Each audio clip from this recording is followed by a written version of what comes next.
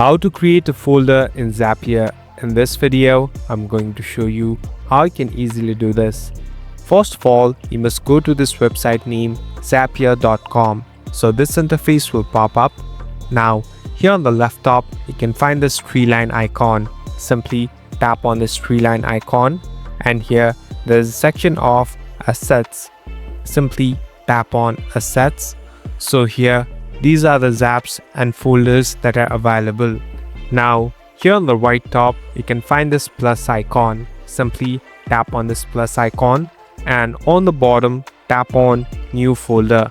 So this is the place where you can add your name. So you can rename it, and at last tap on save. Now it will take some time.